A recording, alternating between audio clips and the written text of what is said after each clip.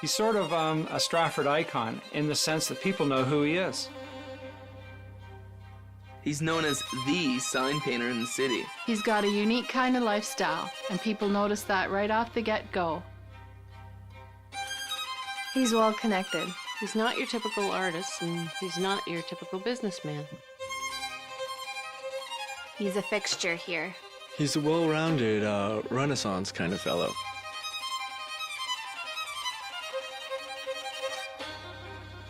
Art is a lifestyle. It's a means of expression that only an artist can know. I'm Philip Yielding of Stratford, more commonly known as Philip of Stratford. I don't normally use my last name. Because of my speech impediment, Yielding comes out as Fielding. From as long as I can remember, I was in my eyes, I was an artist. I was a little artist, and I just grew bigger. I was framing everything I looked at. I put a frame around it, composed it all the time. I was largely influenced by my father because that was his life, and I admired my father more than anything. He'd been influenced by the Group of Seven. They were friends, and that's a style I ended up picking up on, the Impressionistic style. I wanted to be a dedicated artist. It really meant a lot to me, you know, but then you soon realize that you're not going to make a lot of money doing it unless you just happen to click and get the right stuff.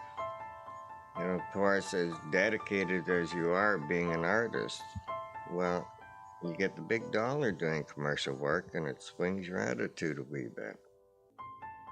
For whatever reason, I started living a crazier lifestyle. I did some bad things, got into some bad habits. For more excitement, for some reason, I ended up with a handgun, and I decided that I would relieve some people of their money, namely a card game. But there were a lot of people there. There were way more than I thought. There was about 30 people instead of 2 or 3. We ended up getting a little extra spending money, and then I decided I wanted to keep it all for myself. But I got caught, and I got locked up in jail. When you're an artist, you're sort of a chameleon as well. So you adapt to every situation, and you make the best of it. I found it kind of interesting going into the lockup, and soon I was back to where I was. People were saying, "Oh, you're an artist, we'll take you off the count." And I was able to draw in a different fashion. It was kind of fun. I ended up being on a roll of drinking and getting too much into me, and turned out being an alcoholic. Fully blown alcoholic. Slowly began to eat away at me, because like any addiction, you think you've always got a beat. I can remember getting up in the morning and I'd want to write a note or do a sketch, and I'd think, I can't do that anymore. Then, in a desperate move to sort of rid myself of my past, I took pictures by the hundreds, photographs of people, places I'd been, paintings I'd done, and burnt them. I thought it was going to drive me crazy, so I would start over again. Now I'm sorry I did, because now I have to remember everything. For some unknown reason, I woke up one morning, drunk out of my face, and I phoned the proper people, and I became a sober person again. It was just another experience. It's a learning curve in life, and being an alcoholic, people would say, "You wasted so many years." No, I didn't. It was just another form of learning what life is all about. And now, here we start on another path. So I started doing whatever was necessary. I painted houses inside, outside.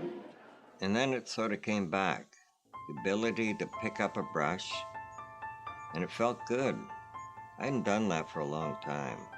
Then all of a sudden I was getting these phone calls, and I still do. I've done lots of work in and around Stratford, paintings and signs. I just finished a big mural on the side of the River Garden Inn, which I believe is 80 or 90 feet by 25 or 30. You know, I'm 70 now, and you become aware that when you're 70, you don't have a lot more time, but time is sort of a strange thing. You don't have enough time. Personally, I don't have enough time in a day. I want to do a lot of things. I want to paint more. I want to experiment with different styles of painting. I really look forward to the day when I don't have the energy to go out and put signs up on the highway, even though I'll miss it. But I would love to be able to get up and go to my studio and just paint and put down what's inside. You put it on the canvas and see the expression on someone's face when you show them. And that's the big thing that I enjoy out of painting.